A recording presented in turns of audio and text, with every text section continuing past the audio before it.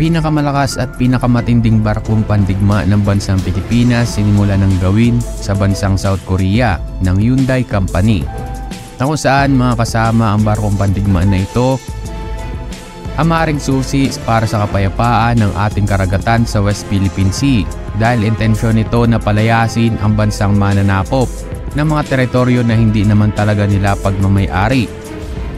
Well, alam nyo ba mga kasama na ang dalawang barkong pandigma na ito ay mas higit pa na mas malakas kaysa sa mga kasalukuyang mga warship o barkong pandigma ng ating bansang Pilipinas. Samantala mga kasama, nitong mga nagdaang araw lamang ay binida sa karagatan ng Zambales sa West Philippine Sea ang mga ipinagmamalaking barkong pandigma ngayon ng ating bansang Pilipinas sa harapan ng Pangulong Marcos Jr. Na kung saan mga kasama ay isa na dito ang mga multi-purpose fast attack craft, fast attack interdiction craft missile, AW-159 Wildcat bilang anti-submarine helicopter at mga bagong missile frigate ng Pilipinas. Well, maligayang pagbabalik sa ating channel mga kaibigan. Kung bago ka pa lamang sa ating channel at interesado ka sa mga ganitong video, na kung saan ay pwede kang makakuha ng mga kaalaman at impormasyon tungkol sa ilang mga bagay-bagay, i-click mo lamang subscribe at ang ating notification bell para palagi ka na-update sa tuwing may bago tayong nilalabas na video. Kaya naman, wag na natin patagalin pa ito at simulan na natin. With the fluid security situation in our region, it is imperative that the armed forces of the Philippines, and of course the Navy, is substantially equipped, trained, and always on alert to respond to any and all exigencies that may confront our nation. We will not stop with just this exercise. This will not be the last of its kind.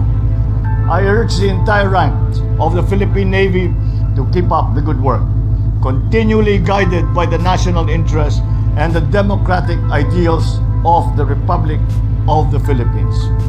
We have a lot more to do, and the rest of our compatriots are counting on us to keep the defense of the nation. Maraming salamat sa inyong lahat. Magandang umaga at mabuhay ang Pilipinas. Thank you, Mr. President. South Korea sinimulan ng gawin ang pinakamalakas at pinakamatinding barkong pandigma ng ating bansang Pilipinas, na kung saan ang barkong pandigma na ito ay sinasabing mas malakas pa sa BRP Jose Rizal FF-150 at BRP Antonio Luna FF-151, maging sa BRP Conodea BS-29. Ito ang dalawa na heavily armed corvette na binili ng ating bansang Pilipinas sa South Korea para malinaw sa lahat na mga corvette na ito ay nilagdaan ang kontrata sa panahon pa ng Duterte administration at patuloy naman ngayon na pinupuntuhan ng Marcos administration. Well, alam nyo ba mga kasama na nito lamang mga nagdaang araw ay binida sa karagatan ng Zambales sa West Philippine Sea ang mga ipinagmamalaking barkong pandigma ng ating bansang Pilipinas sa harapan mismo ng ating Pangulong Marcos Jr. na kung saan mga kasama ay isa na dito ang mga multi-purpose fast attack craft, fast attack interdiction craft missile, AW-159 Wildcat bilang anti-submarine helicopter at mga bagong missile frigate ng ating bansang Pilipinas. Samantala, para naman sa Philippine Navy, nagsagawa ng steel cutting ceremony ang Hyundai sa manufacturing facility nito sa Ulsan, South Korea noong ika-11 ng Mayo, taong kasalukuyan. Sinasabi naman ng mga sources sa Inquirer, our sovereignty as a nation to secure our islands, our maritime environment, and we give it to our sailors and marines who are out there presently patrolling our seas at handang-handa ang Philippine Navy na tumugon sa anumang contingency sa ating bansa.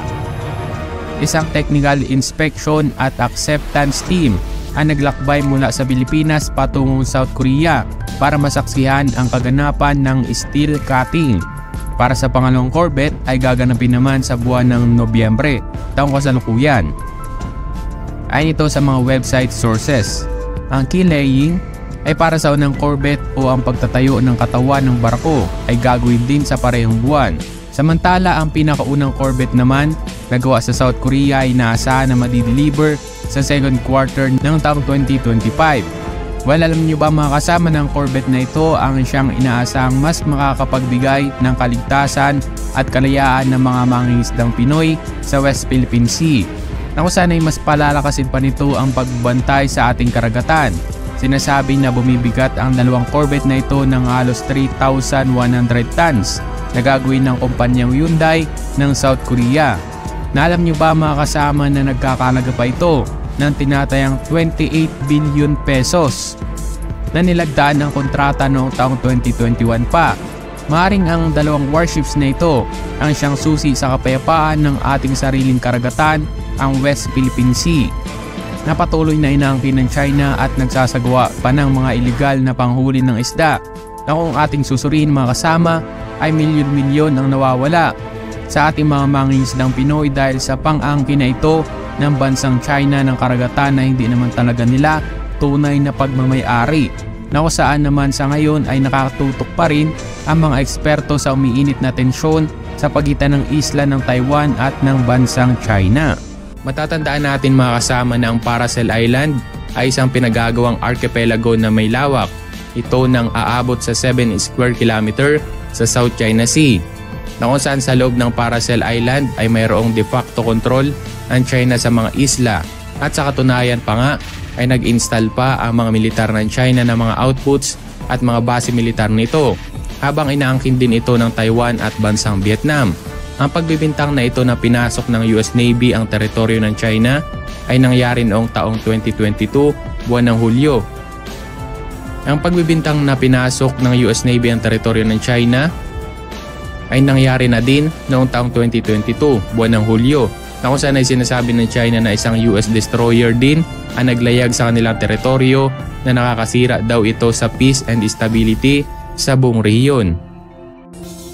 Inaakusahan ng Estados Unidos ang Chinese Navy ng hindi ligtas na pagmaniobra malapit sa isang American destroyer na tumatawid sa Taiwan Strait. Ang insidente noong Sabado, June 3, ang ikalawang close encounter sa pagitan ng American at Chinese militaries sa Asia-Pacific region. Mga sasakyang pangimpapawid ng Estados Unidos, tahimik na pala na pumuposisyon upang kontrahin ang militarisasyon ng China sa South China Sea, na kung saan ay ayon sa ulat, ang mga sasakyang pangimpapawid na ito ay ang mga ikalimang henerasyon ng mga fighter jets. Well, tila hindi pa din ngayon matigil ang tensyon ng mga bansa kontra China, na kung saan ay tila mas umiinit pa ang tensyon ng China at ng bansang North Korea, samantala dose-dosena namang mga fighter jets ay nakabase na ngayon sa bansang Japan. Noong unang kinuha ang desisyon na palitan ang US F-15CE noong October 2022 pa, sinabi pa ng Pentagon na wala itong pangmatagalan na plano para sa pag-deploy at dadaan lamang ito sa isang rotation.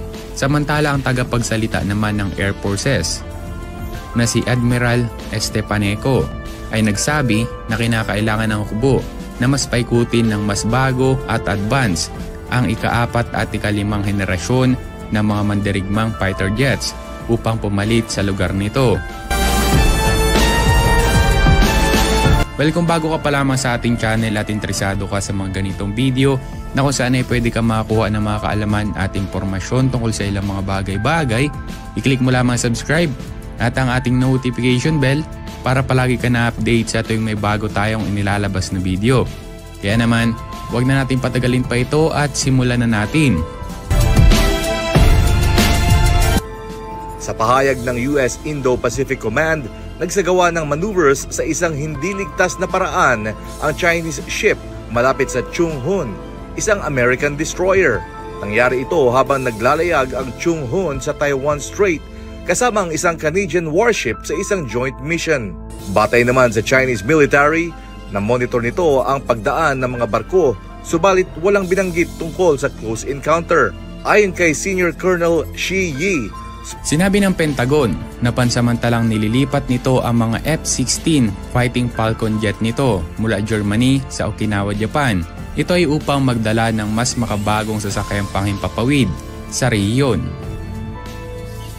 Samantala ang pag-unlad naman na ito ay dumating na ang kadena ay nagpapaalam pa din sa F-15CD na inalis sa mga yugto sa sandaling umuwi ang mga ito Ang mga naturang sasakyang panghimpapawid na ito ay magre-retiro na sa Estados Unidos. Ang F-16 Fighting Falcon naman na mula sa 52nd Fighter Wing sa Spangdahlem Air Base, Germany ay lumapag sa kadena noong ika-16 ng Enero. Ang desisyon na alisin ang mga fighter jet mula sa Europa at ipadala sa Japan ay makabuluhan habang ito ay dumadating habang nangyari ang labanan ng Russia sa Ukraine.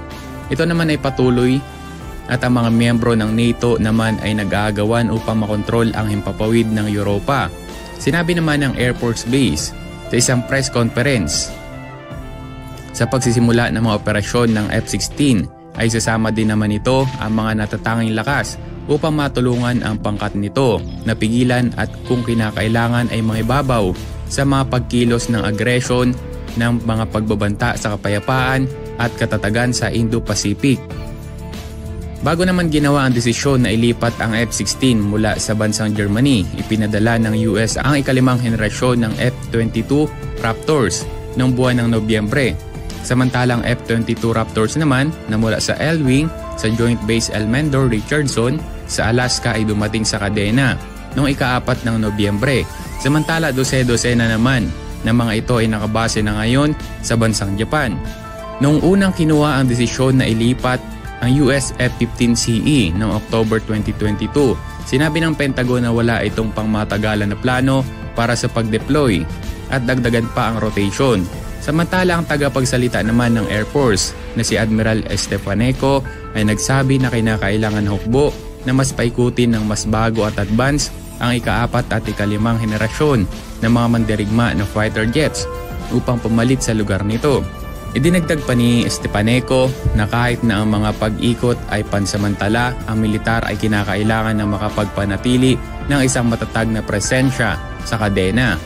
Ipinapahiwatig naman ito ng estratehikong kahalagahan ng Okinawa Island sa mas malawak na rehiyon ng Asia Pacific, lalo na sa bansang China at ng North Korea. Sinabi pa ng Admiral sa ulat na patuloy na gagamitin ng militar ang pandaigdigan na pamamaraan ng pamamahala ng puwersa nito upang mapanatili ang isang backflip na presensya naman na manlalaban sa kadena upang mapanatili ang depensa at palakasin ang kakayahan na itaguyod ang mga obligasyon sa kasunduan sa Japan hanggang sa makahanap ng permanenteng solusyon.